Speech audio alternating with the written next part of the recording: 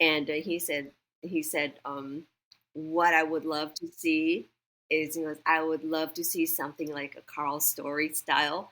And I'm going, okay, being 100%, and forgive me, 100% clueless about who Carl Story, like,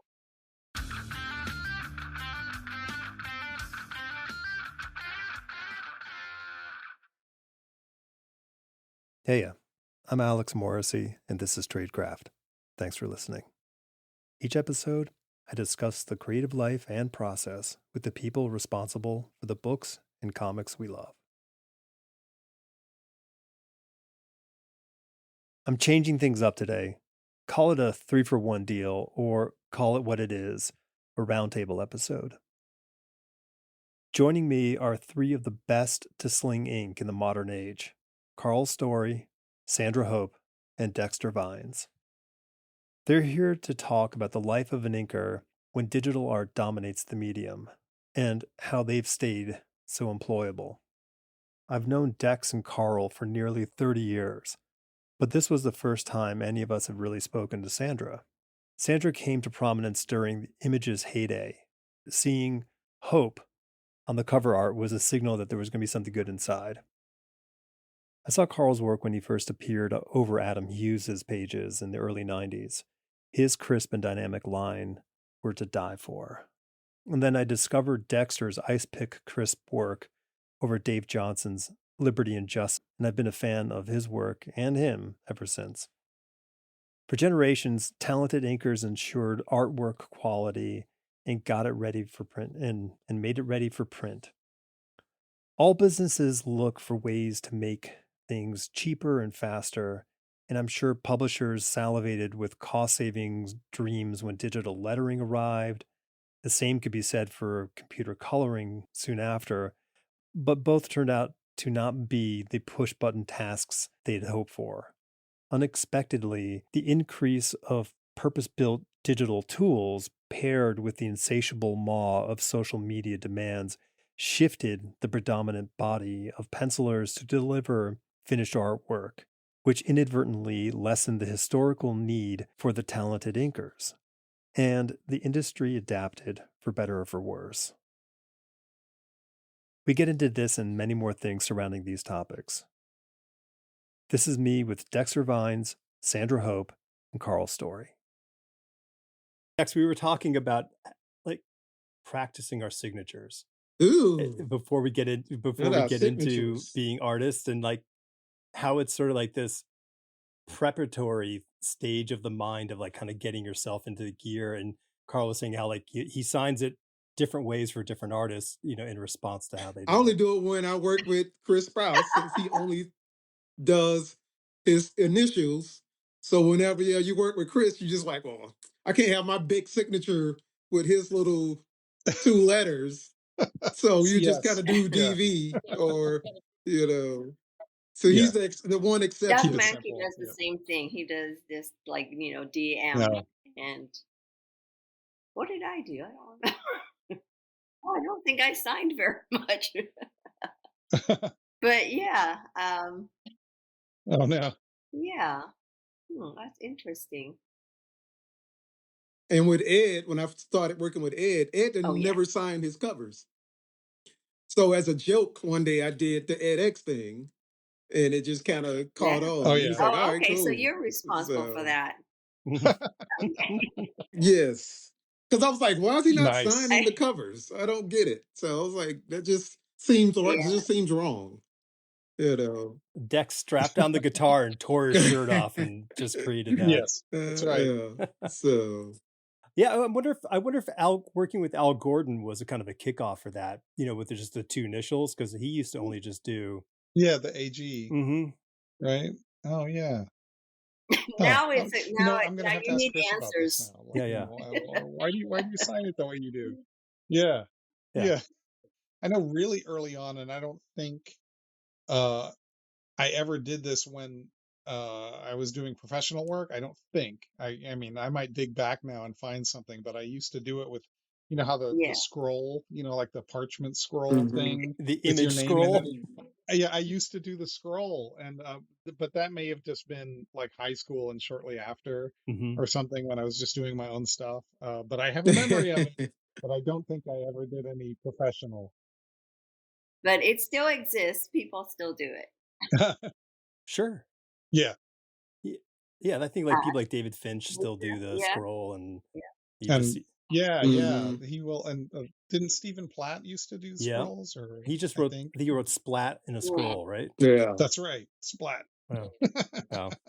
Yeah, I mean, it's interesting. And I mean, you know, Dex and I. Oh, I mean, and you too, Carl, had a lot of contact with Dave Johnson back in the Hmm. day, and Dave was so insistent about signatures. He was like, "It's got to be this. It's got to be that." He was just so like he wanted them Yeah, to be like a logo, like a stamp. Like it should always be the same Yeah. every single time. So So I think yeah, that's why I kind of yeah. did that. I kind of my signature is kind of a mix of that with Dave and Art Adams. Art Adams, my favorite artist, and the way Art used to sign his name is kind of how I sign my name, just a little bit. I kind of put my own flair on it, but it takes inspiration from Dave when he used to do that Johnson, that logo, yeah. and so it's kind of a mix of the two. I just think that it's interesting. I mean, like I think this is the sort of like I never thought about it before, but this is the sort of the gateway for everyone who Yeah. dreams of like I'm gonna have my name on a cover of a comic book, and like this is what it's gonna look like. Right. Yeah. There must be a graveyard of signatures that never happened. Like there's a Never whole Oh, bunch of definitely. people, the broken dreams who never made it and Right. never Yeah, got I it. have them. It's in a stack on my, side of my desk right now. Just broken dreams of signatures that never appear.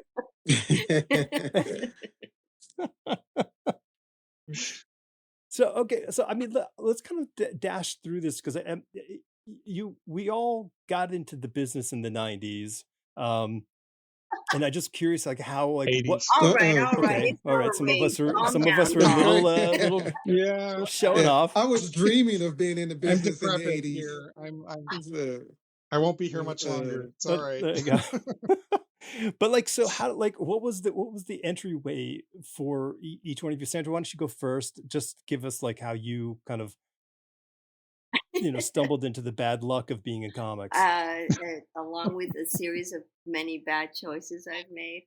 No, it was purely, but it was purely accidental. I went to the convention with some friends, and they were aspiring artists, and they wanted to get their portfolio reviewed, and oftentimes the editors are quite they're very very honest, and they don't sugarcoat anything. So my friends, all being guys, were wondering, and most of the time you see just guys stepping up to get their art reviewed. So they were just curious, well, what if a girl stepped up and get her work reviewed? How would these editors comment? Would they be a little more kind? Would they be a little more gentle? So it was just all experimental. So they said, oh, throw some things together here. We'll even teach you, this thing is called inking. Do this, do a few of these pages, and we'll make copies, and we'll do so we put together like those, I don't know, maybe about 2-3 pages of samples to hand to editors, and we did that, and they stood to the side like they didn't know me, waited for reviews to see if they were equally brutal. And so that's kind of how it started. And this was mid or later, peak image days, so crowds were huge, and there are hundreds of people trying Okay. to get their art reviewed or just trying to get jobs, and handing out samples. So I had my little fake sample going, and I went up and I handed off a few. You don't always get to see the editor just or the artist or any of the image guys just to talk to them or get your work reviewed. So I would just kind of hand off my samples and just left it at that. Jim and his studio called my bluff, and I think the guys needed an assistant for inking assistants, like all the guys at the studio. So they gave me a call at my place, my normal day job, and I had just gotten that job, which was in San Diego. So they called me, and I said, "Oh, Well, I wasn't expecting this, so I had to say, I want to say it was Alex Gardner who called me. It was either Alex or Sal. To be honest, I forget because at the time, like none of the names really meant anything to me. Forgive me, boys. So I had to say, okay, to be honest, I wasn't looking for work, and it was just kind of an experiment. But at that point, the guy I was dating was also trying to get a job as an artist. So I kind of took a second and said, maybe I should just go to the studio just so he could go and get the tour too, because they had invited me over to Homage Studios to, just to do a little tour. They said, okay, even if you don't want a job, do you want to walk? And like just a little tour, we'll introduce you to the guy. And you can walk around, check out the studio, see if you might be interested. So I said, okay, yeah, I'll go for a little tour just so my boyfriend can go for a tour. And it kind of made me a little curious. It said, just if you want, it's not a huge job. It's not going to take a lot of your time. It's just filling in blacks and doing some borders if you're interested. And I hadn't really done anything with art, professionally. And of course, anyone knew, like, oh wow, if you can get a job at Jim Lee's studio, why wouldn't you? Even if you didn't, and know anything about comics or care. So I thought it would kind of be a fun hobby, and I started assisting for Alex Gardner, Trevor Scott, and Sal Regla. Just it's just filling in blacks and doing borders, and started learning, just looking around and just seeing more, and it kind of got me a little curious. So I was trying to learn.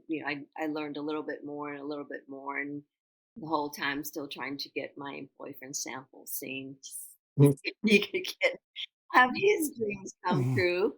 So I stayed there a little bit long, and it just it grew on me. So I eventually quit my job because you really can't do both, and it was getting to be where like my sleepless nights in college continued, and I felt like, well, I already have a degree here, and I know, and my boss and my job said, if you want to, go have fun, go play. I had a great boss, and he goes, we'll hold your job for you. Go do your thing. Go be the crazy kid and experience this weird world of comics and art. And when you get sick of that, come on back.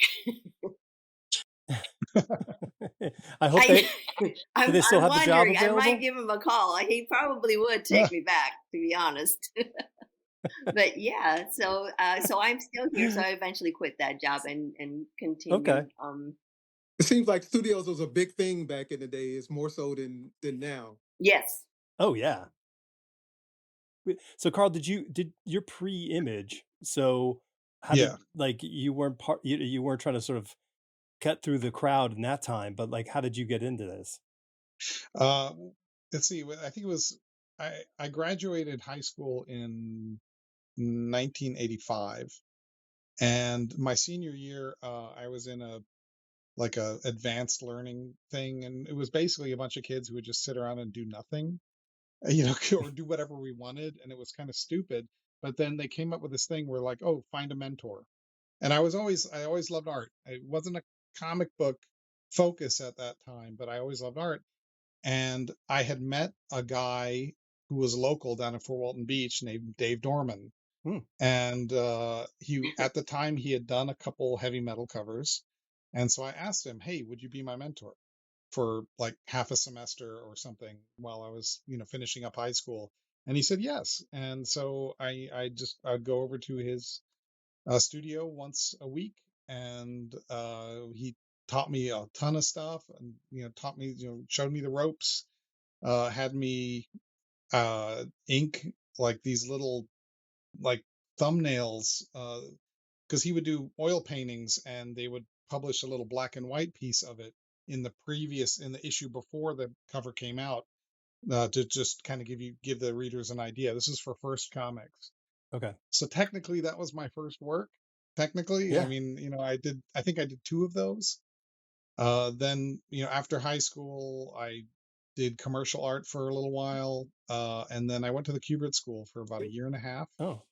It didn't last for me. Yeah, it was actually exactly a year and a half. So 3 semesters. And but I was starting that second year, that the first semester of the second year, I started to get more work from First Comics, not a ton. Did like a backup story, half of another issue here and there, and I departed. We parted ways, the school and I. They things were Ooh, there was drama. friction Yeah. uh there. And then after that yeah, after that I met Brian Stelfreeze at a tiny little convention, and I had been doing some background inks for Mark Probst. Brian picked me to ink like the first thing he ever did, which was Cyclops. Wow. I didn't know that. So that was in 1988 was Cyclops. The first big work was in '89, and I got that in San Diego. I got from Dark Horse Aliens versus Predator, Mm-hmm. and so that was what I considered my first big job, and it was big, and so things have just kind of happened from there, and Yes, then you're awesome. Yeah. that's my story. That's fair. No, that's very cool. It's very, I guess, well, I guess the Kubert school must have primed you for some of the sort of expectations of what the business would be like. A little bit. And I thought my first year there, which was all basic stuff, was fantastic. I Mm-hmm. loved it. And I've always told everybody that the Kubert School is the perfect thing for some people. It Mm-hmm. wasn't for me ultimately, but it is the perfect like school for some people. And I mean, there's a tiny handful of people from my school year that are working, Yeah. that I still know of. And not as many as I would have hoped. Mm-hmm. But like Rags Morales, he was in my school year, and gosh, oh well, David Walker, Okay. but he's a writer, and he didn't like hit it super big till a while after he left the school. Yeah, but I mean, But David went to SVA too. Like he did the rounds. Like yeah, yeah. So I think he was bumping up against some friction in his own right when it came to institutions. yeah, Yeah. oh, I'm sure. We're being polite, right? Yes, we are. Yeah. No, I love Dave. Yeah. No, he's great. He's hilarious. Hmm. So Dex, how did you get into the racket? Me, I grew up, I think like most artists, we grew up drawing. And I just did it for fun. Even before I even collecting comics, I was doing my own comics. And when I got in high school and really started collecting comics, my best friend, who also was an artist, he was doing a strip for the school newspaper and asked me if I could ink it. And I was like, I don't know anything about it, but I'll give it a try. And remember we did that. We did like a little strip for the school newspaper. And as we were going along, you start reading. This is back then we had to read to kind of find out stuff. And I had heard that people were inking with a brush. And I was just like, wow, Yeah, okay, let me try to, do that. So I remember going to the art supply store. I bought like a little cheap watercolor brush Mhm. and started trying to ink with it. And it was horrible. Horrible. I was like, I don't know how they are yeah. doing this with this brush. Witchcraft. So right after that, I went to my very first comic book convention, and met Brian Stelfreeze. And Brian was sitting there. I still remember he was drawing. He was doing a Wonder Woman commission, Whoa. and he whips out a brush and starts inking it. And I was just like, "Wow, okay." So you can ink with a brush. And anybody as Carl knows, Brian. Brian is the ultimate teacher. Oh yes. So I sat there for probably 2 hours watching Brian, and he was telling me stuff. And he was like, "Yeah, we just started a studio, Gaijin Studios, and invited me to come by and all that kind of good stuff."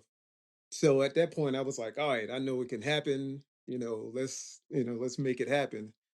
After I graduated high school, I went to the Art Institute of Atlanta for like 2 semesters before I dropped out. It just felt like I was wasting my Mm, time, and I felt like it was taking me off the path to being a comic book artist. Because at that point, I was still kind of playing with maybe trying to be a penciler yeah. as opposed to an inker. But I knew if I could get my inking skills up, that could only help. But at some point along the way, I really kind of fell in love with inking. And so I just worked on my portfolio. And actually, my last job before got into comics was working at Capital City. Distributor used to be Diamond's direct competitor. And a good friend of mine was an assistant to Joe Phillips, who, There you go. one of Carl's ex-studio mates. So after work, we would go by Joe's place and I would watch Joe work and started getting samples from Joe. And Joe was like, yeah, work on this, work on that, And for like a couple of years, I've worked on samples and eventually Joe introduced me to Kevin Dooley at DC. And that led to me getting my first job, which was a Green Lantern annual. I think I inked like 6 pages. Like John Lowe was inking, he was the main inker. The book kind of got behind, as a lot of books do. Never. And then Joe asked me, he said, hey, I got this guy, he's pretty good. Can you give him a couple pages? So I think I inked like 6 pages. And I actually ended up inking the cover because they wanted Joe to redo the cover. And they didn't have enough time for Joe to redo it and then send it to John. So Joe gave it to me. So not only, my first book I worked on, I actually got to ink the cover also. Wow. So that was just like perfect, right place, right time. Nice. Kind of a deal. That's crazy. So that was kind of how I, snuck into this crazy business. It's it's so funny because like inking is this weird element in comic books because I don't think at first we kind of recognize what it does when we're early sort of readers of comics. We just kind of go, really, oh, there's an inker. We don't really, I mean, I think we can parse out what that means, but what the value of it is. And then there's this point where you start recognizing inkers, I think for me, like saying like, oh, well, that's a Terry Austin kind of job. You could see. Right. I think Terry was one of the first inkers. Like he had a style. Yeah. Like you knew when Terry inked somebody. Right. And then you could see like if Joe Rubenstein inked the same artist like the next month, you're like, okay, this is very different. Like you can still see John Byrne coming through, but it's this very different approaches on both ends. And but I think like there's this fascinating, like if you are fascinated, like if like Dex, you're like, oh wow, people can ink with a brush. Like your mind kind of locks into this sort of like this skill set because it's an incredibly hard skill set to ink. Like people, people dismiss what it is. Even pencilers do. Like I would be like, I'm going to make my pencil so tight the inker just has to just do exactly what I do. But like that's not the solution. The solution is making enough information that the inker can then take this and to make this a finished piece of artwork. I know people want you to explain exactly what it is. I don't feel like it's so hard to explain. I'm not very good with words, first of all. So for me, it's harder. It's very hard to explain because it goes back to, like the whole silly jokes that we've heard 10,000 times over. And to me, I don't really feel the need to really explain it or get people to understand it. I think at some point people will either understand it or they don't. You can try to explain it to someone who, even those, like you said, in the industry, you can be, like penciler or even editors and not really understand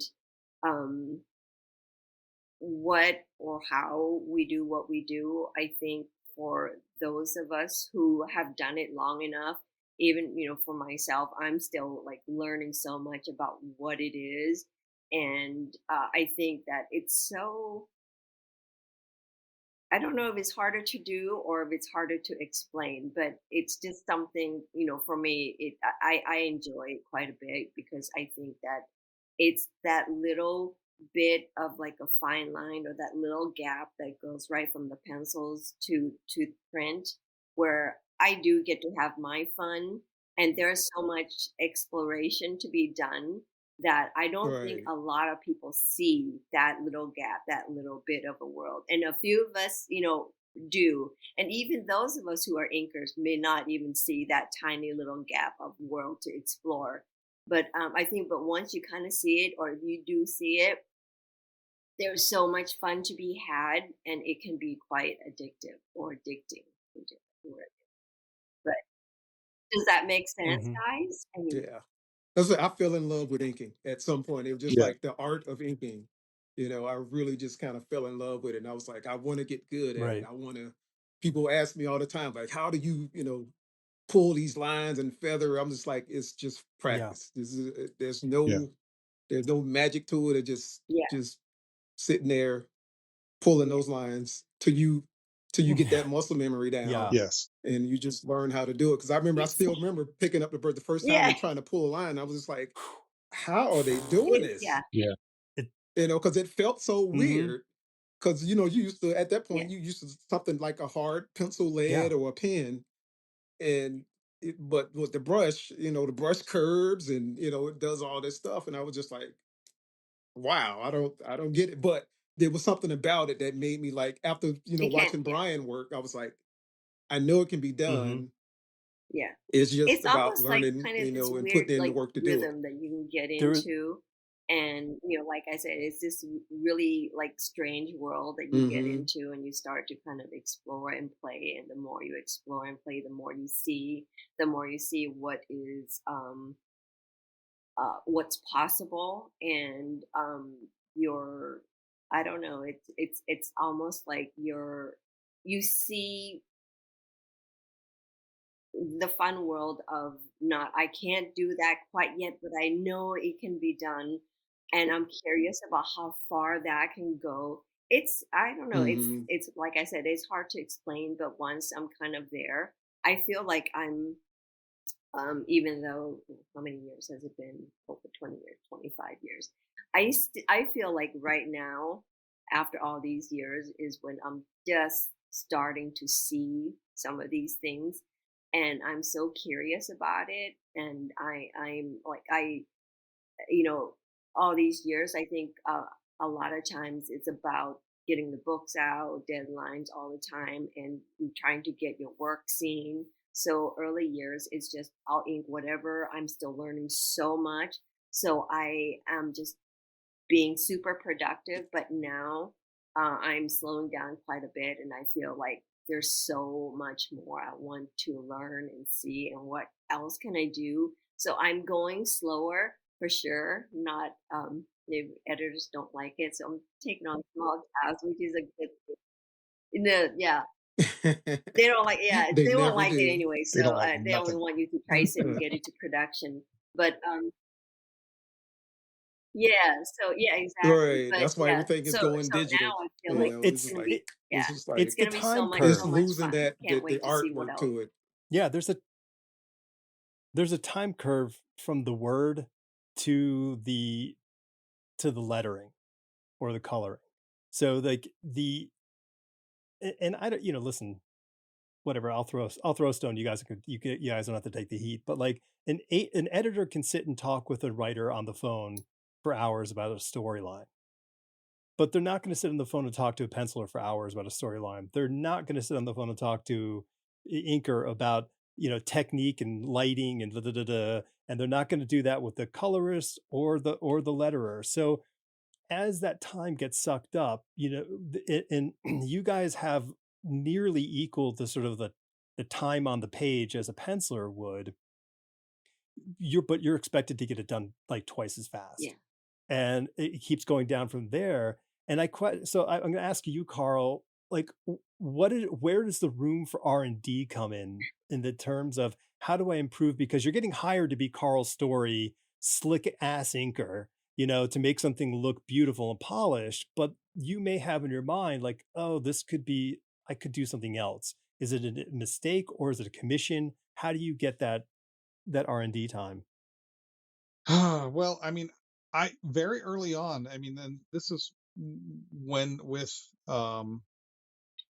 Cyclops, but more even with Aliens versus Predator, I was experimenting on stuff and I was doing some crazy things on some of the pages, some of which like I have like maybe 3 pages that I kept from AVP, and one of them is just nuts. There's dry brushing and white paint and splatter. Wow. There was another one where I was using an airbrush and I was crimping the hose to reduce the air pressure so I would get a speckle pattern. I was doing all, and but of course that was time consuming, and especially for me as a freshman inker at the time.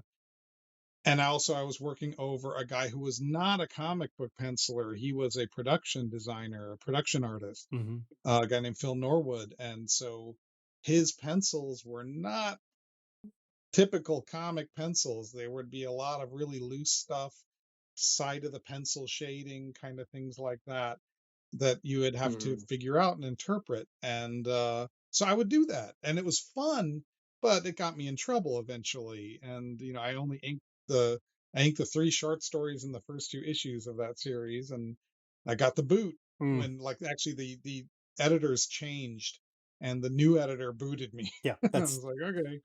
It sucked, you know, and perhaps 30 years, later, I'm still a little bit bitter, but it's okay. It's okay. I'll deal with it. Just a little bit. Yeah, just a little bit. But and then after that, I think I coasted and just refined, like, how, like, the cleanliness of it, the cleanliness of my lines, the precision. And then I would say sometime in the last 10 or 15 years, I've started to get a little more adventurous, freehand things that I would never freehand Okay. in the past, things like that. And I'm gonna name drop that, and I think it's necessary. And I know Dexter will understand. Hopefully Sandra will too. But Michael Golden, when you see his originals, it's just, he, especially his, he would freehand everything with a brush, at least his older stuff. Yeah. He went through a run where he was using just pens and stuff. And I know he's kind of hybrid now when he does commissions and things, but I still remember that cover with the camera lens. oh my gosh. Yeah. And he freehanded those circles. Yeah. I was like, just, crazy stuff, the cockpit of C-130 cargo plane that everything's freehanded with a brush on it, things like that. And you're just like, all right, like Sandra was saying, there's still so much to learn. Yeah.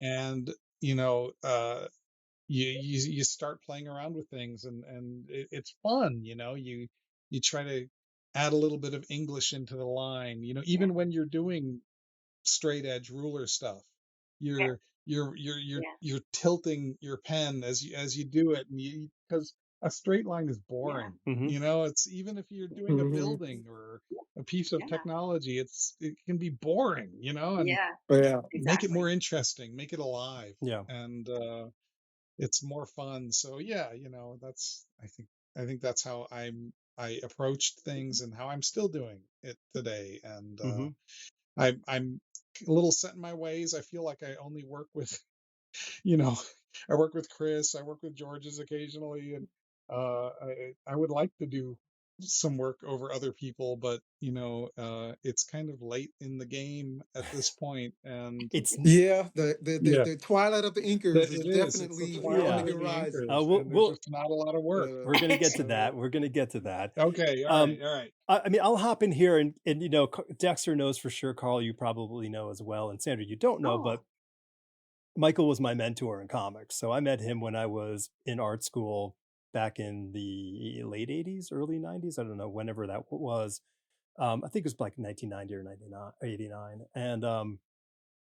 And to your point, Karl, like, I mean, he would just pull stuff out and hand me stuff to look at. And these are like panel borders, freehand, brush.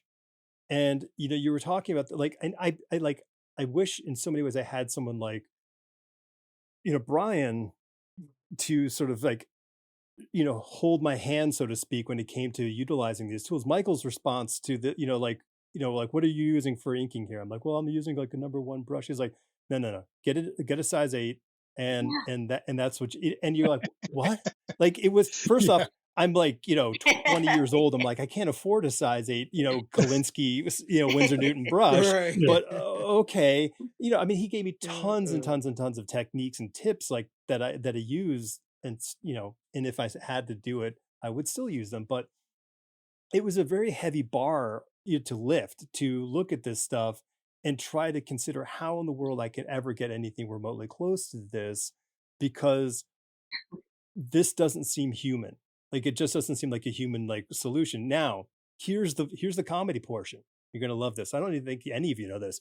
So I'm a fourth generation, come from 3 generations of engineers and inventors. So I'm 4th generation, grew up in workshops. And in the mid 90s, I'm like, the whole way to get the best work from a brush is have it to be perpendicular to the page. And that way you have maximum control of how much fan and flare you get out of by pressure.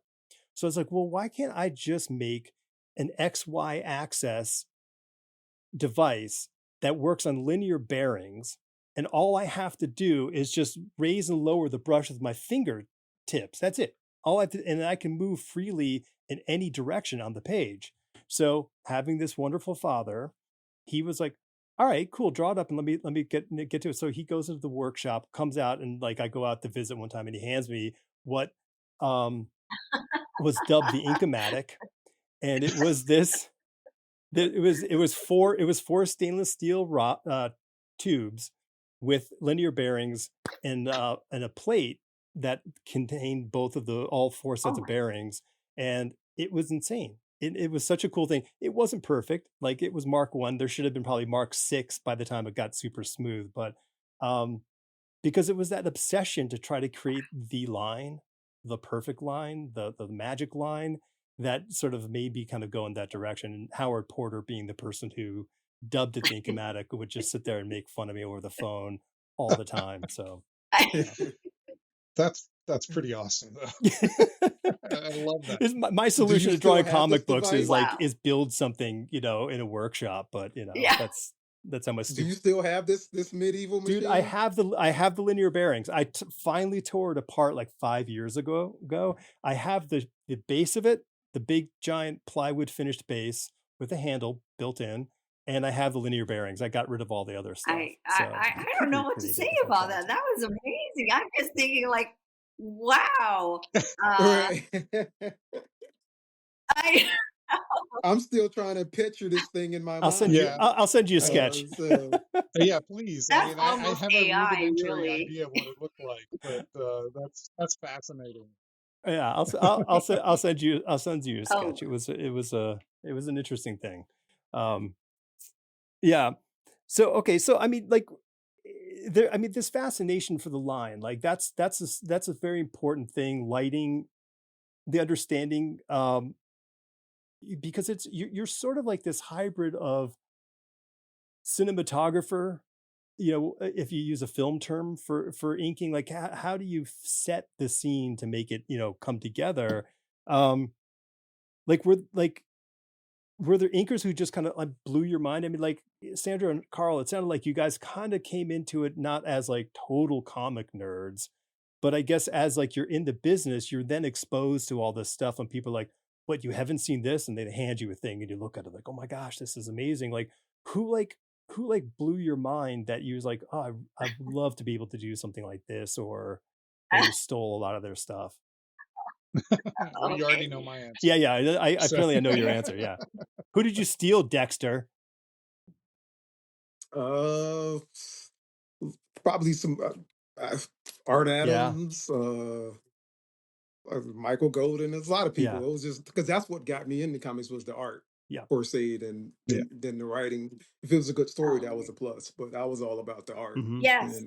Well, you all worked in studios, really so I mean, you also had you had exposure to people at all times, which is kind of interesting because, like the variety of the artists in each one of your studios. I mean, maybe I don't want to sound like a jerk here, but I mean, like in Sandra's case, it was very much a stylized look of a period of time. Like there was the image look, and everyone there was kind of drawing in a similar family of line work. But Karl and Dexter both worked in studios where there was just really disparate looks. Yeah, because we used to kind of consider like the West Coast inkers, the quill guys, and East Coast style. I didn't realize it was a thing. Are we having a fight? That's funny because I used to be West Coast, now I'm East Coast. Oh yeah, but so I started well. Now I'm brush. Yeah, but I go back and forth. I think for me, being at at Homage or at Wildstorm, it was not knowing anything about or not having any experience with art or comics. It was straight out, just immediate immersion with all kinds of overwhelming influences and inspirations. And I think that and I had said this before, I think the thing that worked in my favor was being so ignorant to it all. Like I wouldn't know. I honestly, sincerely, deeply, I'm looking at a Jim Lee page. I'm looking at a Travis Charest page. If you paid me like, I don't know, X amount of money, I sincerely would not be able to say, this is Jim, this is Travis. And that's real, that's honesty. And so it took me a while to even like learn to distinguish. I didn't know enough to know that I didn't know. And, what you guys were talking about, like freehanding this, whether like all this tech stuff with a brush, that wasn't anywhere, to start in my world. So slowly I started learning about how little I knew. So what I didn't know, I'm like, I'll figure that out. Talking about inspirations, a couple of names are going to come up. So when I, Umberto Ramos off, when they did the cliffhanger deal, Umberto is a very different style. And by that point, I knew the difference in different penciler styles. So we spoke, and I was very grateful that he spoke to me. A lot of people were trying to audition or try out for the 3 cliffhanger guys, and I had no clue that was even going on. And I know that a couple of the guys, and you should do some samples and see if you can try to get one of these books. And of course, Alex was going to ink Jeff, and I think Joe Madureira was still looking for an inker. He hadn't quite decided on one yet. And Umberto was looking for an inker for his book, but I don't know if he was looking or not. He called me and said, would you like to work with me on this project? And, he goes, I know the other guys are bigger names, but I can promise you regular work, and, it'll be steady, it'll be reliable. And he was such a gentleman and such a great person about it. And he said, what I would love to see is, I would love to see something like a KARL Story style. And I'm going, okay, being 100%, and forgive me, 100% clueless about who KARL Story is. Like, I just said, okay, yeah, I think I can do that. Never inked with a brush. Knowing, I not knowing, the only inker I knew was, obviously Scott and all the guys at Wildstorm. Those are the people that I knew just because I was there, and that's who I assisted. And absolutely, just like taking on a career in comics, I knew nothing, but I'm gonna give it a try and see how far I can go. So I went, and that's the first time I started really learning to ink with a brush, because Umberto wanted to see a KARL Story kind of style on him. Well, that is good, because I can imagine a penciler now taking a young inker, like, I want you to pick up this whole new tool. I faked it a lot of times. I mean, most of it was totally faked, but I didn't really pick up the brush to ink with it until Jim and Scott were working on. It was one of the Superman books, and they needed a few fill-in pages, and I'm like, I know Scott was inking with a brush, and he did like all the details. He did everything with a brush, and I'm going, oh, here we go. I'm like, I'm gonna have to ink Jim with a brush. And the funny thing was, like, I would go into Scott's office and maybe try to see how he does it, because I don't know what anyone thinks, but really, like, no one sits there with you and teaches you, teach and coach or anything like that. You're on your own when it comes to learning. So I would go into Scott's office. Maybe I can watch him work and pick up on a few things. I've never inked like that. I mean, especially Jim Lee details with a brush.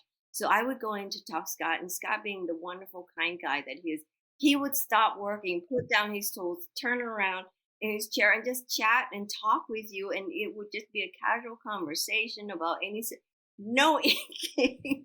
And I'm like, I'm about not seeing or learning any dang thing. And I'm like, oh, how do I do this? You know, like how do I do this? Like being like cool about it and not say, could you show me how to do this? God? But yeah, so every time I went and talked to him, it was just fun chats. I'm like, well, okay, it was a great chat.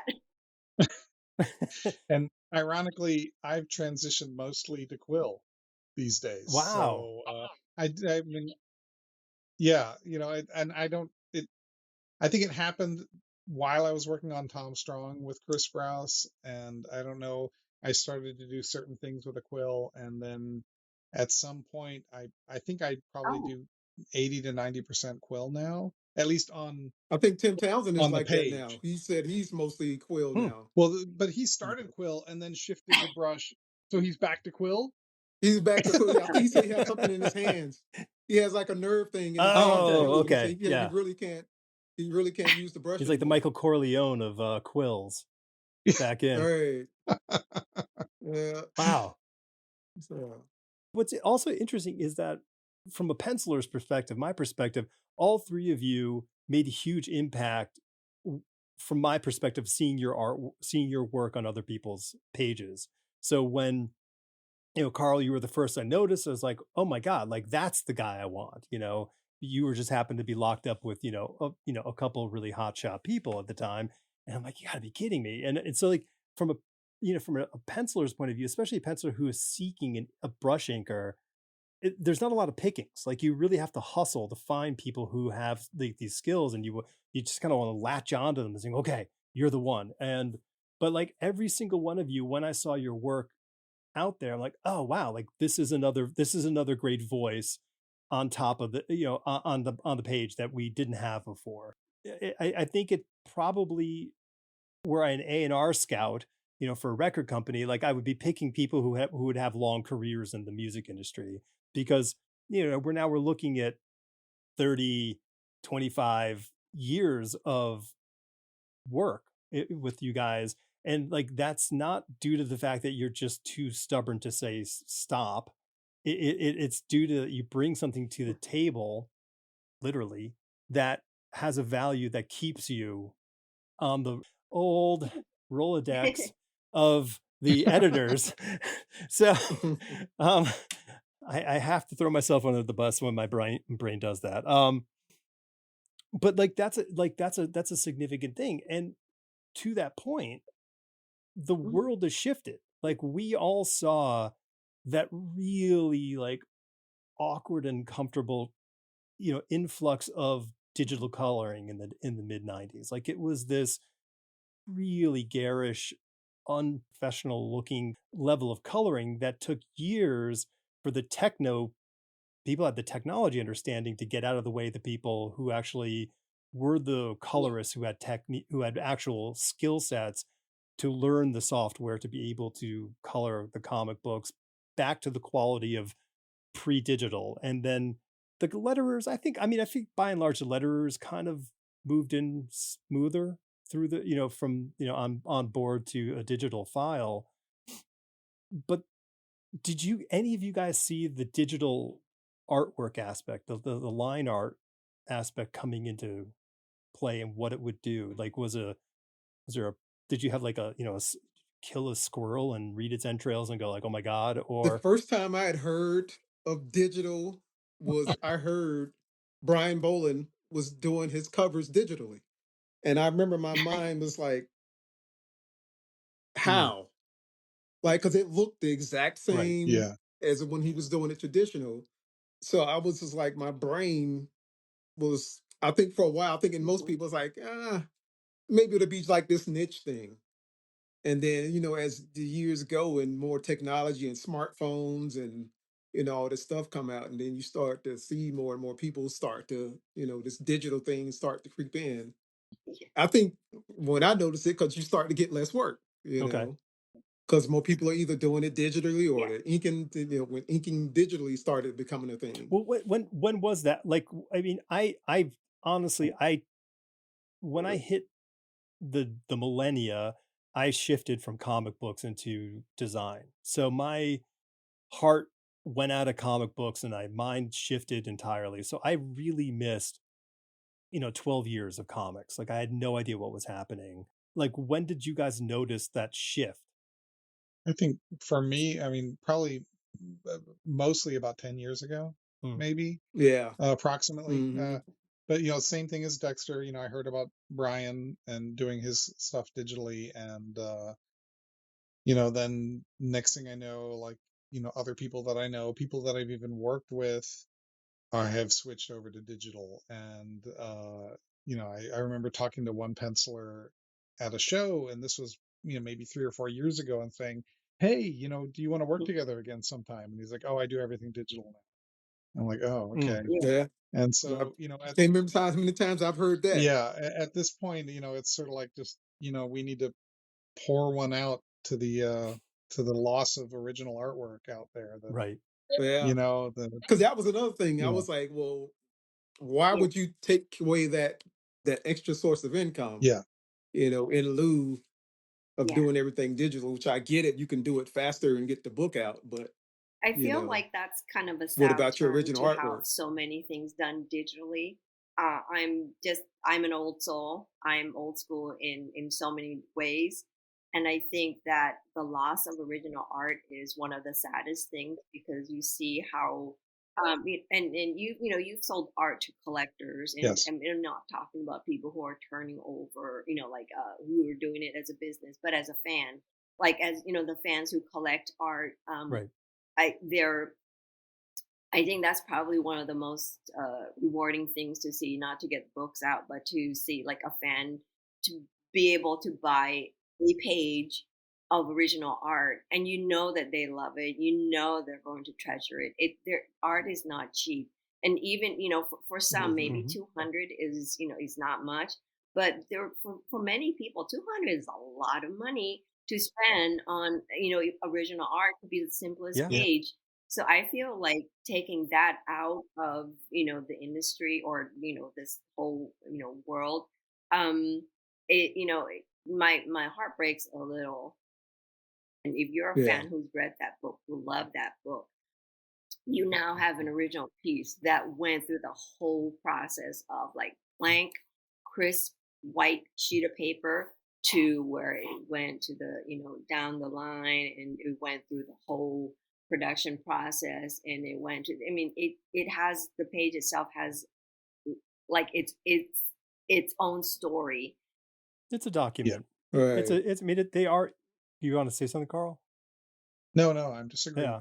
I just Wholeheartedly. no. I think there's another. I think there's a few hands of play that I that I think about. Like one is, I see that there's a loss of evolution for artists in this process. If it, because we revere auteurs. We've spoken of a few already on the show, and we don't want there to be a world without a Paul Pope or a Michael Golden. These people who are sort of fully formed artists who do their own thing, which we don't want anybody messing with that. We want to see that entirely. But the bulk of comic books historically have been done by a team of 5 people.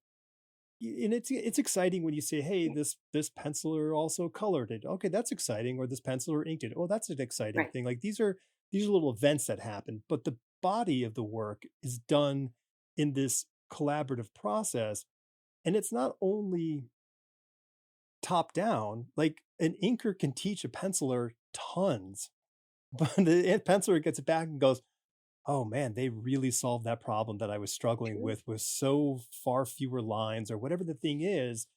And if we're living in a very siloed industry with somebody who is young and ambitious and full of promise and talent, but they're in a vacuum creatively. There's nobody to give them sort of feedback on the work that they're doing.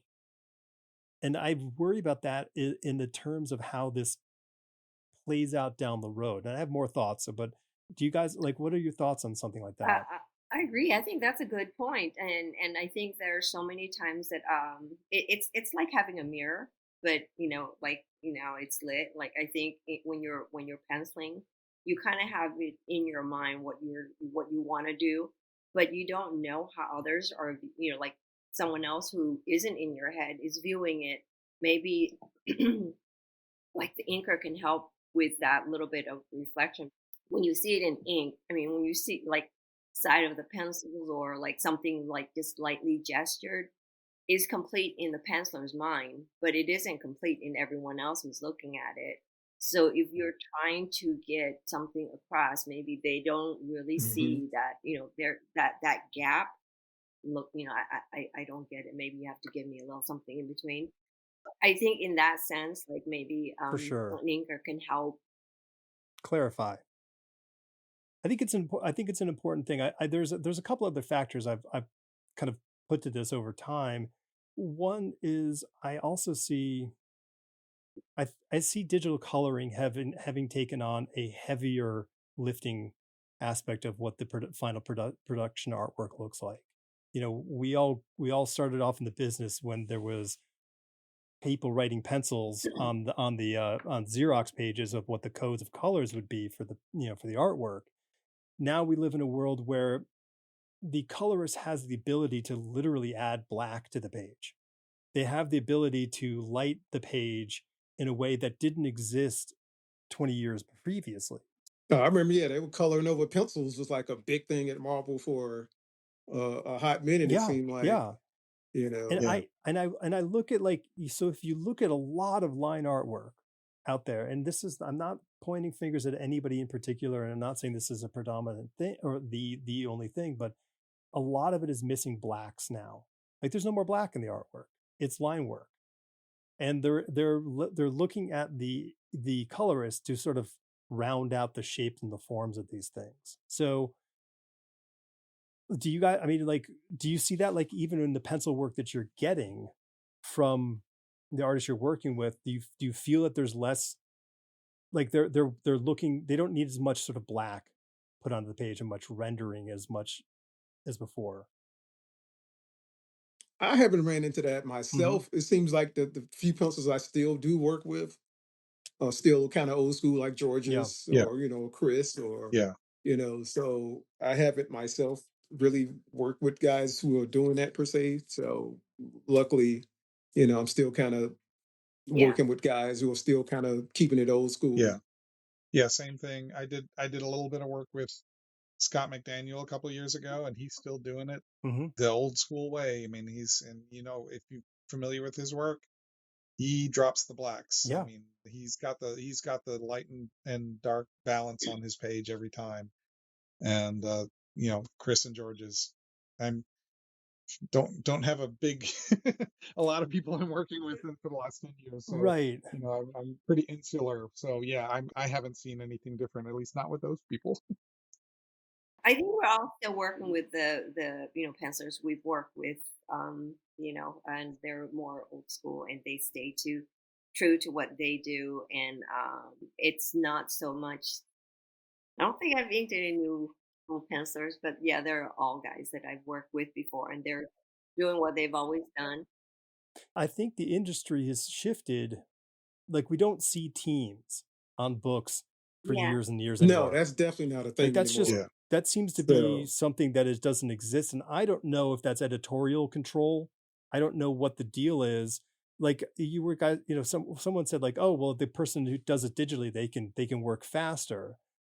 But I just don't think they're yeah, working longer. I think that they're burning themselves out like on a four or five issue run, doing all the artwork in however many months that they get to do it. that's why, yeah, we yeah, don't have teams on the books. I mean, we used to have teams on the books for Years. years. Yeah. Now it's yeah. like everything is 3, 6 issues in, out. Yeah. It's the industry's completely And changed, I don't know in what the that way. driver of that is. Like I really honestly Oh, don't. I think it's the collected editions, the graphic novels. They want Yeah. these short, contained stories that they can then collect into a A trade. graphic novel and Yep. then get on the shelves at Barnes and Noble and things like that, and easily sell these like package stories. And so that, yeah, that takes away the drive for a long-term team commitment on a book.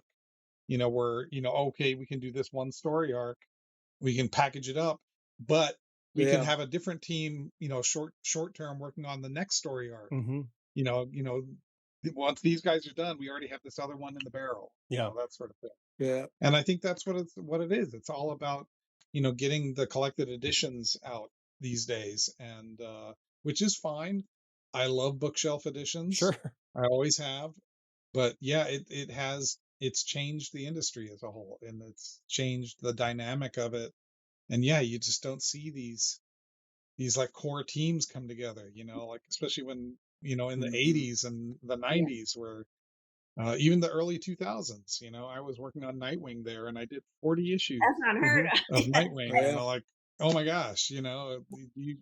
does It's like anybody you do that knew who was anymore? doing X-Men. You knew who the Yeah. team was on X-Men Yeah. or Yeah, Spider-Man Yeah. or Superman.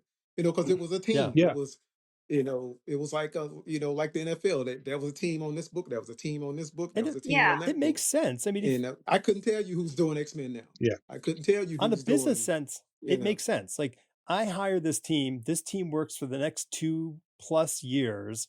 I don't have to think about it. Like, I just have to make sure that their life is going well. I don't have to hustle and hunt for all sorts of things. Like, I got to believe that the workload of it on the editorial side is way higher now as a result yeah. because That of would make so much this sense, Oh but yeah, I feel like turnaround. everything is it's Yeah. financial based. I know for the long let's see Sure. how I started for me noticing that there's going to be a shift definitely, and gradually I know that we're kind of being faded out just because I don't know of a better term, but we're slowly being faded out is I was asked on many projects, will you do this digitally, or and I don't work digitally. I will say comics is the only industry that I can think of that only advertises in other comics. They don't spend the money and advertise in other places. It's like the only place you're going to Which see is a Marvel silly. comic advertised generally is in another Sure. Marvel comics, Sure. or DC comics. Every blue moon, was watching wrestling one time, and a DC commercial came on Yeah, for graphic novels, and I was completely blown away. And it was like a one-time Yeah. thing. I'm like, why can't we get more of that? If you want more people to buy yeah, comics, let's advertise it to more people. Like I watch people stream, yes. like Twitch and You, YouTube would yeah, be a yeah. perfect place to Agree. I advertise somewhere, yeah, comics. yeah, somewhere Left, there, right, like and the center. business part of it has But to they don't. rework. That's above my pay grade. But I think someone in business is being paid, and this is something that they need to look Yeah, into. I don't know the details. I'm not saying, or any of us, we're not saying we know the answers. I think there's some confusion yeah, in what the structure is compared to what it used to be. I mean, we have it's a very large tail, admittedly, wagging the dog in this case. We have this film and television industry that didn't exist previously to 20 years ago. Nobody was looking at the film and television industry saying that's where we're going to make billions of dollars on comic book stuff. Like, yeah, wasn't a consideration. So what we have is we have a publishing side that is taking direction to support this other, to this larger business. They're not letting they function as just an independent publishers doing their thing. Like, Marvel isn't getting to be Marvel doing what Marvel wants to do. Marvel has to be tied in with whatever Disney Marvel is doing on screen. So that's a tough structure for them to get over. And across the board in publishing, anywhere you go, anybody who's making something is now responsible for promoting that something, because they don't, like, Disney doesn't have a special version of Instagram. They got the same old Instagram that we have. They have a budget, they can pay for more Instagram ads, but it's no more or less work for somebody to type out something, add a picture, and post it. It's the same job. So they're like, well, why do we need to bother advertising if we can get Dexter or Sandra or Karl to leverage their public popularity in attracting people to come and get on the buy the projects, because they're not even taking advertising in their own books. Like, you open up a Marvel or DC book, you don't see an ad from Ford or Schwinn bicycles or whatever the things used to be in the backs of comics. They're not taking any advertising revenue, so we don't even get that. That doesn't even fill over to pay for the salaries the business. Mm-hmm. It's a very different model. I think, Karl, you're right. I think they're a loss leader for trades. I think it's a loss leader for potential future television and film. Film and television, yeah. Or IP, yeah. Yeah. You know, even when the movies, you think, all right, well, let's advertise comics during the movies. Like, hey, Sure. go to your local comic shop that this is based off Yeah. of. You know, you're getting none of that. You know, it's just like this little thing out back. We can just go pick IP from, get an idea from, and that's all it's good for. You know. So, Sandra, I want to go back to something you said earlier, and I think there's I'd love to hear what you guys think about this. You know, you were saying there's this loss of page artwork. You know, we have a world where we have people generating artwork from a digital aspect, and it goes out there. So there's no secondary sort of sales market for a large amount of artwork that's being produced for comic books. That definitely drives up two aspects in the industry. One being the resale value of existing artwork, and two is the commission world. You know, and we've lost a lot of great artists to the big price tags of commissions. You know, we don't see Adam Hughes comic books out there as much as we used to, because Adam can make a good living doing commissions, and rightfully so. I mean, you know, I'm sure Arthur makes the bulk of his money doing commissions, and that's well earned. But the loss is we don't get to see any comic books. There's this black hole of creativity that doesn't actually get shared from the talents of these people. That's a bummer. You know, but I see it on the business end. It's very strange. You know, I've talked to some people who they'll pencil digitally, but they'll ink their own stuff traditionally so they can have a page to sell. Like that's their model. They're like, I'll take the hit in the time, but at least I have something to sell afterwards. Right. Or at least like the money pages, like, sure, you know, the big splash pages. You want to print those out and have those. But you, Dex, I know that you, I mean, like, I guess everybody, like, you guys are probably all printing out your stuff on the blue line, right? And then just inking that now?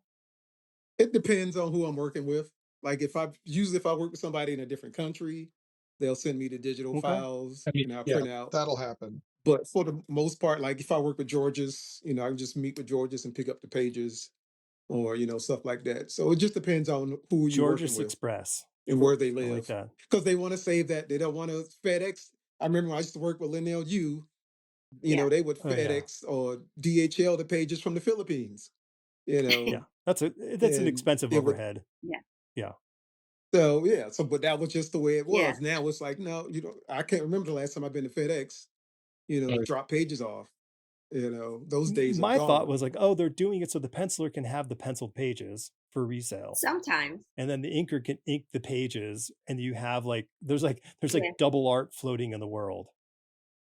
Yeah. And then you have those collectors, like if you ink it on blue line, it's like, ooh, it's like it's got cooties. It's like it's not really. You know, it's not the right thing. If it's blue line, there are certain people who hate blue line. It's like, even though this is what has been printed in the comics, people like feel like it's like a downgrade because you didn't ink over the actual pencil. That's a thing. You know? That's a thing. I personally don't like inking over blue lines. So for me, it's just a preference thing.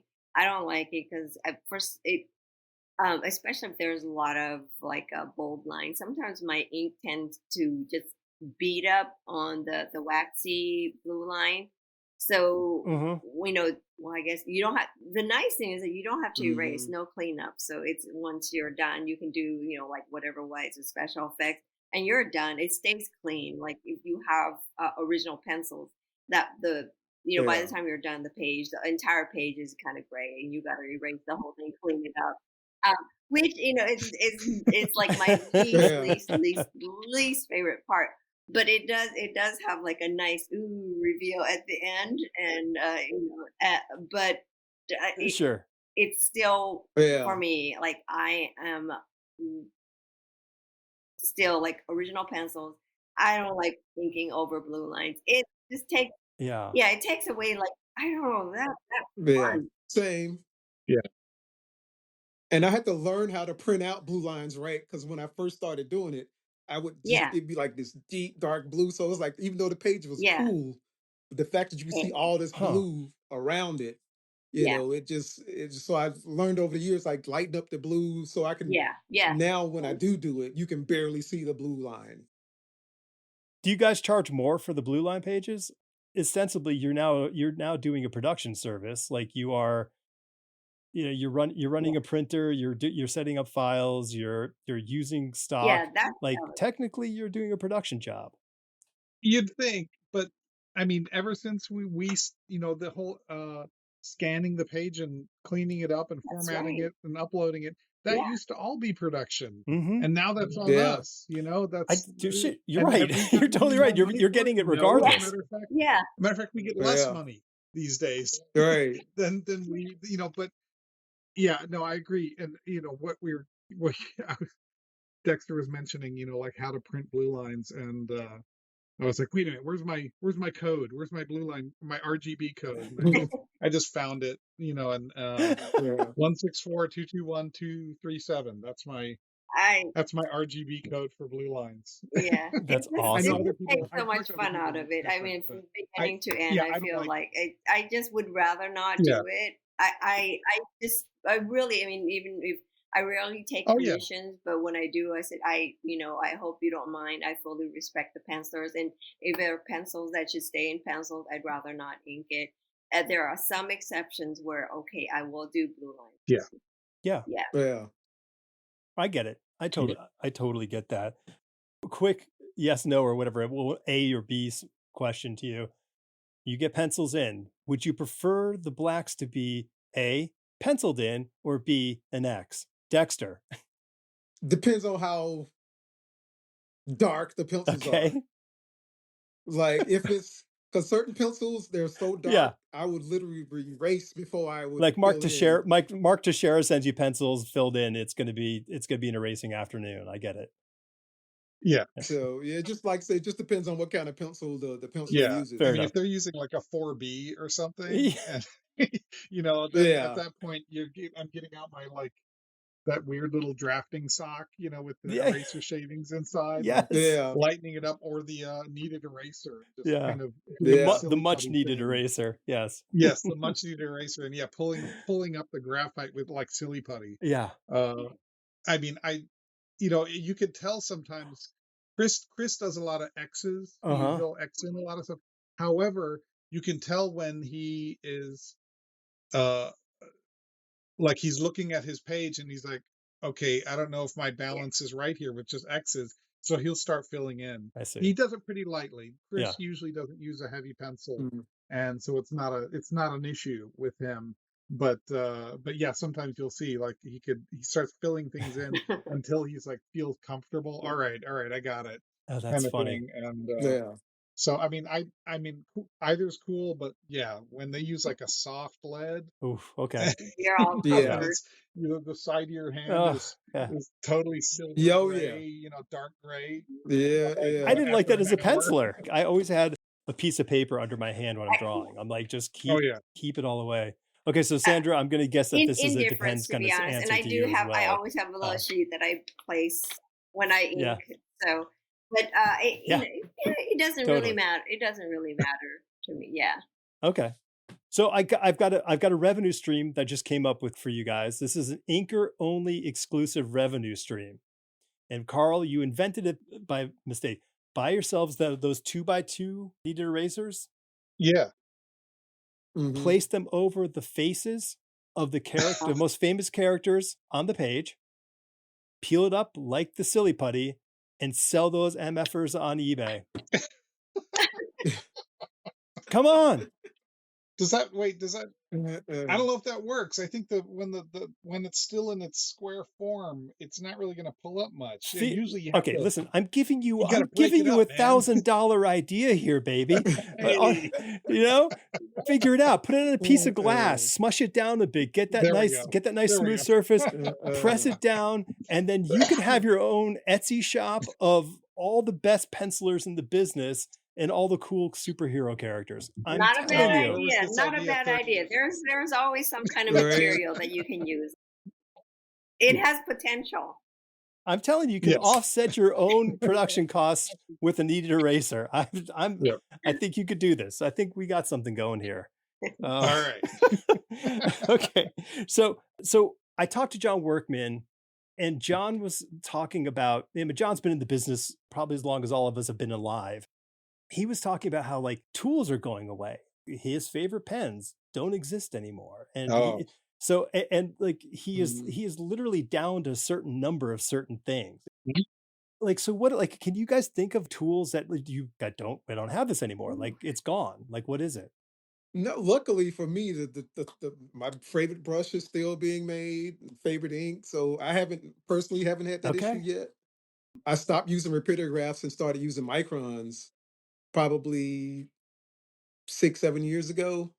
I mean, at some point, I just got tired of cleaning out the rapidograph and filling it ink and, Same here. It was going through all that stuff. called I 1985. think I just had an epiphany watching Art Adams work. And I'm like, all he uses is microns. Sure. Because it's like, so like, the better rapidograph. Yeah, it is. And at some point, because I was using them at conventions, but I would never use them on like actual comic work. And at some point, I was just like, why not? And once I started, I was and just it's like, been I around. It's can't not believe like I it didn't do wasn't this available. I 10 mean, years microns have before. been used like You know? forever. I think Scott uses microns now. Scott uses Yeah. Are they light fast at all?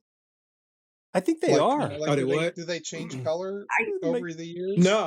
No, you haven't experienced. That's what I said. Once I was watching Art Adams, I was like, they stay black, they stay solid. Maybe a little bit of they're purple, great. maybe after 30 years. Okay.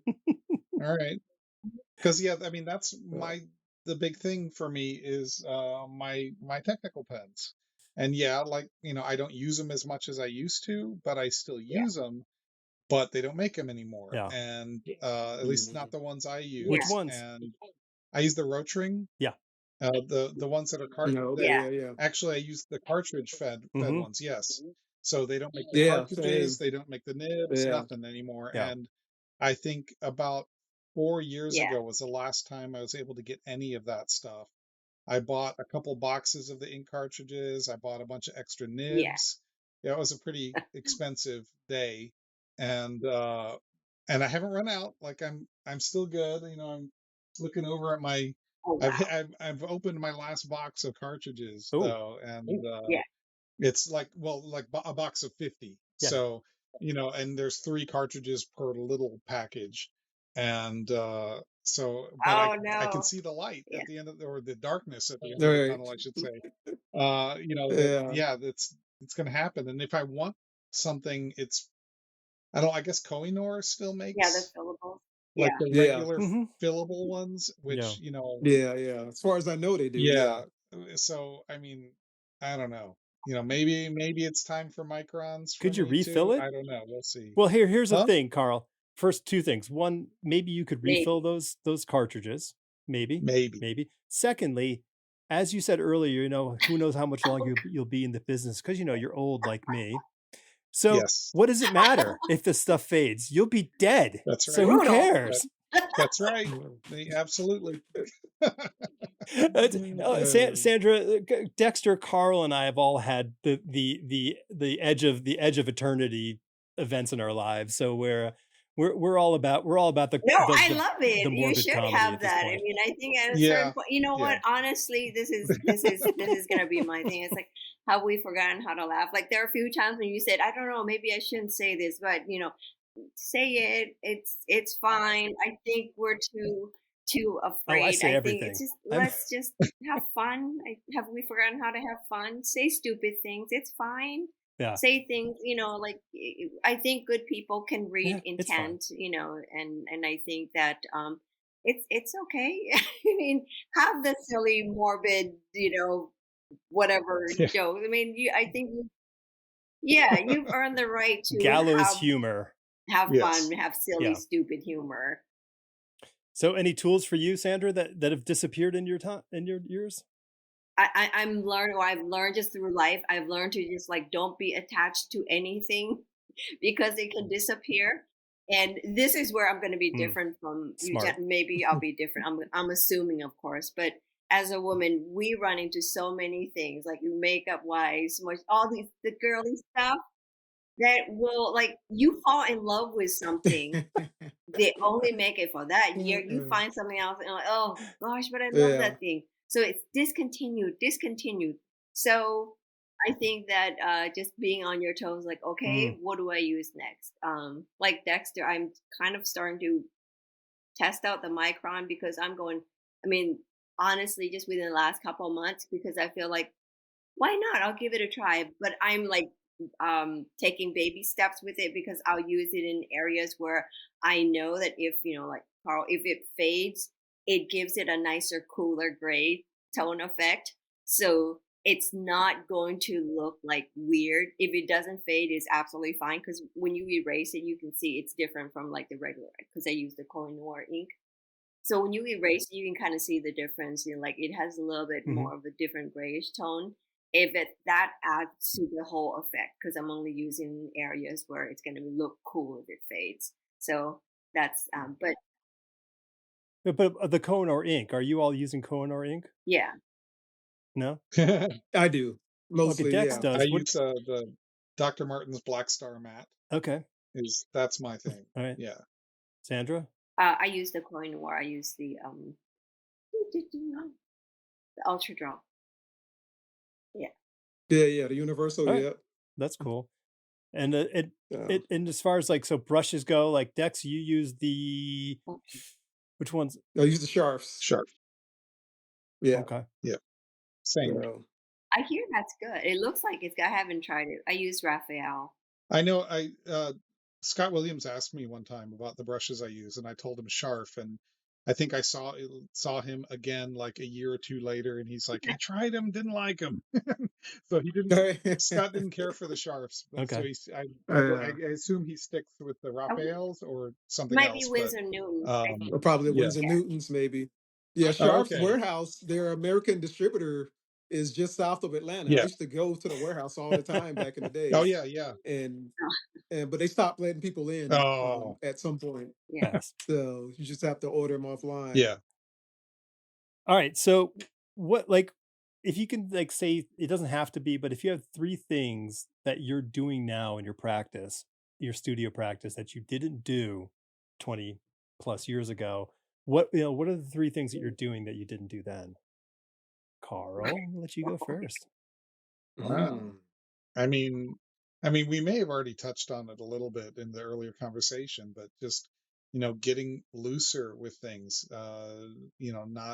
Not being so concerned about being precise with things, and Yeah. just because I feel it gives the art more life and more character, and I don't know. I guess it was maybe around 20 years ago that I started to listen to audiobooks while I work, and that's my thing.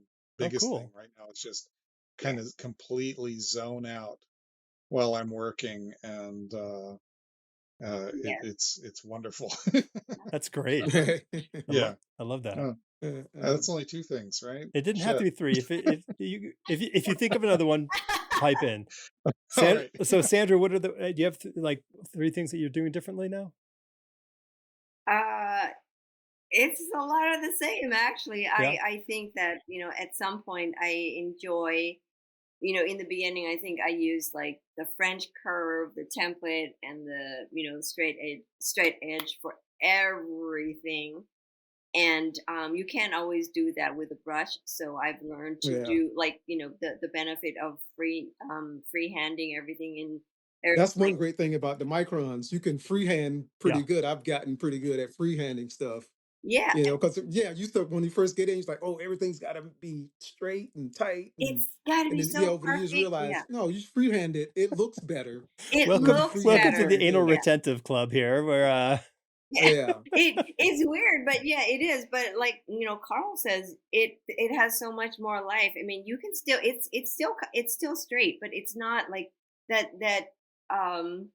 You can do a whole building freehand, and you can do it with a brush too. It's like this weird like nerdy rush you get when I'll do a little bit of both. I'll use the straight edge, but I'll actually kind of yeah, wiggle, do the Yeah, you throw angle some to English thing. kind on it. of Yeah, right, yeah, right. kind of do a little yeah, bit of that, just so it's not just straight Yes. perfect. yeah. Because then it looks fake. It does. when you It's see it like that. that I don't know, that sterile look just makes it so boring. Like Yeah. you can be like, oh, it can be nice and pretty, but it just has no life. But yeah, I Right. also started listening to audiobooks. Nice. Nice. And this is I'm learning to draw a little bit more, and I'm still working on it. So Oh, right on. yeah, and yeah, so I mean, there's lots, but yeah, we'll start with those. Oh, that's great. All right, Dex, what are the things you're doing? Same. I was like, and as far as working, I just learned how to be more efficient over the years.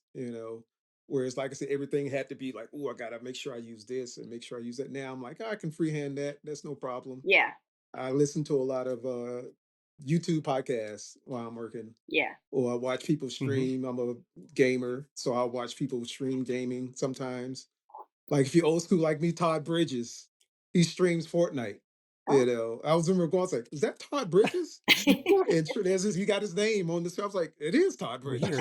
Weird. So I'll watch people stream while I'm working, or I listen to YouTube podcasts. There's a lot of I'm a car guy, so I'll listen to car Sure. guy vlogs or wrestling. I'll listen to some wrestling podcasts.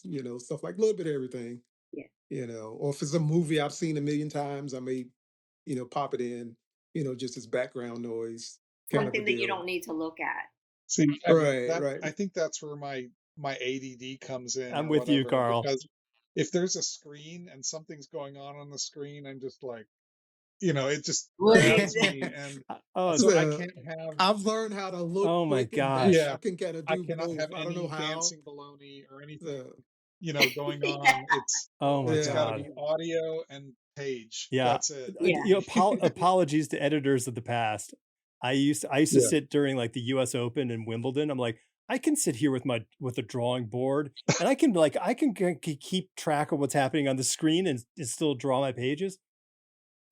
No. I was up till 2:00 in the morning finishing those pages. So that's right. Yeah. I don't. There's one thing that I cannot do is that I can't put on music that is too much fun because I will dance. You can't ink and dance. Yeah. So I will want to dance. I'm like, I can't do that. I can't put I on anything love that. funny because I will laugh, and you can't ink and laugh. So I cannot put on anything funny. That's no true. fun dancing music. No, there is no laughing while inking. What's that? There is no laughing while inking. If that's the number one takeaway from today's conversation, there is no laughing while inking. There's no laughing. There's no laughing. There's no dancing. Nope. That's right. Totally. Okay, so if number one bit of sort of advice you would give for the most foolish individual in the world who would say, I'm going to start my inking career in 2025, and this goes out to you, Adrian D. Benedetto. Like, what would you say? Because listen, it's a craft that's necessary. There are artists out there who need inkers, and it's not going to go away because this is the arts. Like, it's not. There's just going to be less people on the boat. Yes. And like the boat's just going to be like, hey, we're going to use a smaller boat now, and you guys get to go in here. Like, how would somebody like they got their stuff together. Their work is good. You can see that they got the thing in them. Like, this isn't just someone like, I want to be in comics, but how would you say to them, like, here's how you're going to survive the next year's young person? The only thing I can think of is get to know as many pencilers as you can. I stopped really asking editors now. Yeah. For work, I try to go directly to the pencilers. Yeah. If you need some, because it seems like, that's the editors are like, hey, they're just whoever needs an inker, usually either they're doing it themselves or they already got somebody attached to them. Yeah. Kind of a deal. So it would be hard to tell somebody to kind of break in now. Yeah. With the way things are going. But the only thing I could say is, just go to a lot of conventions, get to know as many pencilers as you can. Maybe. I would even know how you have an inker, like, because I wouldn't even know how to even break in now. Yeah, well, I don't think anybody knows how to break in now. It's it's just weird how the industry has changed and shifted over the years. It's a business based off of personal relationships, but the way it's designed is to keep the people away from the people who you need to build the relationships with. Like it's a very, very probably the easiest way is to team up with a penciler and put out your own book that's a great point. and kind of get your name out there. Would probably be the easiest way. Time travel. Yeah, that would work. There you go. Yeah. I don't think I don't think it'll be easier. It'll be different. I mean, there are different avenues. Like I'm gonna keep saying kids because there are different avenues that they can take now that maybe we're not aware of. I think Dexter has an excellent point. You can go to editors, but they really don't know how to. I still think that matching a penciler to an inker is a skill that I don't know if editors really are aware that they need to have, because you can have a really good inker and a really good penciler, but not have it be a good match. So I think it would be a good idea to, like Dexter says, get to know pencilers. What do you think that would draw you in most? What would you enjoy doing? What style would you enjoy? Because it's going to be challenging. A lot of the times it's going to be time consuming. So if it's something that you enjoy, if it's a style that you enjoy, you're more likely that's going to have benefits, rather over like a style or an artist that you don't enjoy working with. So, I mean, social media is a great place. Follow who, the pencilers or artists that you like, and maybe see if you would be a good fit for them. You always have to put your work out there so people see what you do. Maybe do different samples and make your work available. That is, always like, I don't know, just a nice place for people to go and find your samples rather than going to conventions. Start talking to people. Start small projects, like Dexter says. Do your own projects. Just have something available. Show that you're working. Show that you're growing. Show that you're, what you would normally do on a daily basis, rather than like just something like a perfect fine one piece that you're going to show like all year. Show me what your productive style is, like, or your like production speed style. Does that make sense? Not like something that you labored over for 4 days. Yeah, exactly. Yeah. So because when you're on a project, you're going to have to work at a a steady speed. So show me what that looks like and work on that. But I think, and I don't know. I mean, still there's like the whole YouTube thing. Do your own channel. Be available, so if people are looking for you, they'll find you. And that's something I don't think that we had like in the old days, where you're only getting work through going to conventions and giving samples. Now you can just put yourself, on like social media or YouTube or whatever, and hope and have that be, I don't know, your little shop or your little store. Yeah. But yeah. Makes sense. Cool. Well, I'm going to say thanks, guys. This was actually a blast. Yeah, I feel, this is my therapy session part. I feel as I spent my career not having an alignment with somebody who finished my work the way that I would have dreamed it to be finished. The funny part is that my friends are some of those people who I would have killed to do that work, when I was a penciler. I feel privileged to at least have you guys all as my pals. Sandra, you're now my new pal, so you like it or not. So it's a very cool thing, and I just I've absolutely admired all of your skill sets for so long, and I'm super happy that you guys are still crushing it and doing a great job, and inspiring everyone else to kind of like pick up the brush, pick up that nib, try a micron. Right. Yes. Yeah. Come over to the dark side. Yes. Right. Wait, last question.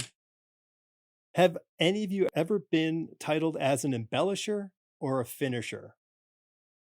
Yeah, I've done finishes. Okay. And I think I think they got credit. They gave me credit as such in the books. And not my favorite thing to do, because, you're doing twice the work for the same or less amount of time. They're like, oh yeah, we had the penciler do layouts because we're running out of time. So here you go. Right. So now yeah, I'm like, Yeah. this so, but I mean, they paid me accordingly, I Right. suppose, for finishing, Yeah. but yeah, not my favorite thing to do. And if I remember right, a lot of that was on Blue Line too, which I liked even less. Okay. But Yeah. I guess I did learn a lot personally doing that. When suddenly you're faced with doing like 2/3 of the artwork rather than half or whatever. I don't know how Yeah. you divide it in your head. So in that respect, it would have been kind of fun if I'd had the time Right. to do it right. I would have had much more fun with it, figuring out the lighting and the balance and the dark and the shadow and everything. As it is, it's something that I'm like, I mean, we got it out. It got printed. Right. Right. Next. Yeah. Yeah. I have done a little in the past. I'm actually getting ready to do a project, or I'm going to be doing some finishes. So ask me again. Okay. I will. We'll see. We'll see how it goes. So I'm a little nervous, but I was like, all right, it's a All right. challenge. Let's see what we can do. Cool. I hope you have the Yeah. time that you need.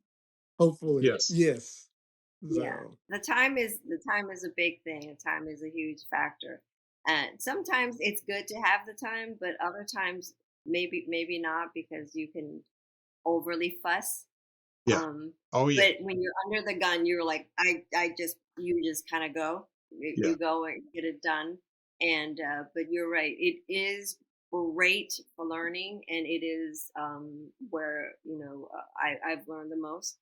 But I think that with too much time for me personally, that might not be a good thing because I'll go back and forth. And there's so many times I just have to tell myself, let it go, let it yeah. go, let it go. Don't look at it again because you Yeah. Yeah.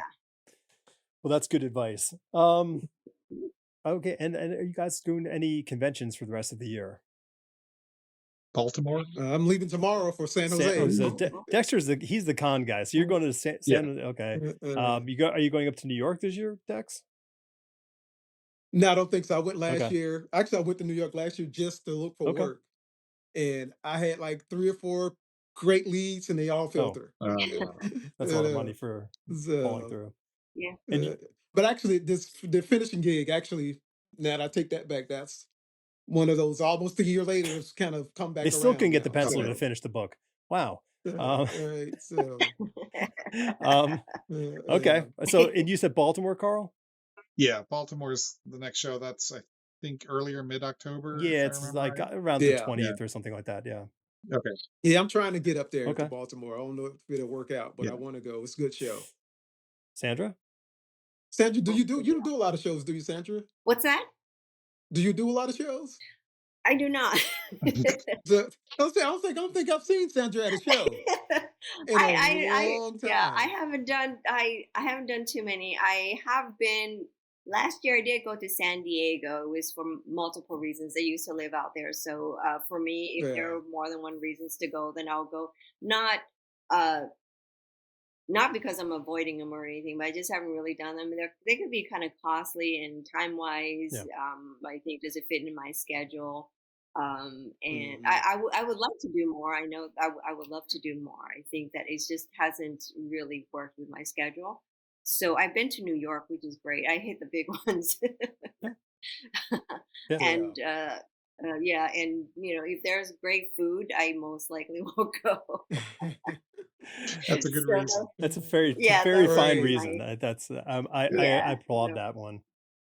Yeah. So, but yeah, I think I would like to go. I would like to go to more. I might be going to more now, but Dexter, you're right. I think sometimes I do go to these shows to remind folks that I still exist. Right. And to make those here. personal connections. Sometimes, it's not anything anyone does intentionally, but it's easy to forget about people when you don't see or hear from them, and all of us working from home. I think you can kind of fade away. So you go and say, "Hey, how's it going?" It's like, "Oh yeah, hey, maybe we should do something together." That's So good. yeah, Yeah. Well, I hope he sees at shows. Not that I go to too many, but yeah. they're Odds are not good. If you're not going, I'm not going. yeah. So, Yeah. well, thanks everyone. This was absolutely a blast.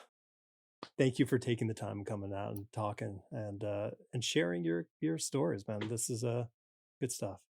Thanks for having us. Yes, thank you. Thank you. Yeah, thank you for the invite. I appreciate it, and it's great to meet you, Carl, after all these years. Yep.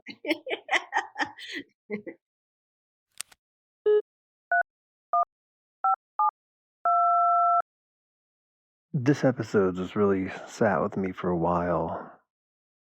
The idea about comic books being a production process. It takes traditionally 5 people to create what goes into a book. That's been the model, but it takes 5 exceptional people to come together to make great comics. I think the advent of the social media born comic book stylist following in the tradition of the auteurs who make their own artwork from soup to nuts it's a beautiful thing to see. Well, it makes great comics, yes, but it's an unsustainable comic book model. These teams that fill up these thick reprints of years of work together are the result of a penciler and an inker and a letterer and a colorist all putting the script to life. What's missing, I think, for a generation of super talented artists out there is the time being a penciler working with inkers, and inkers who show you not by, hey, look at this, but their eye and their craft on the page over your artwork teaches you these.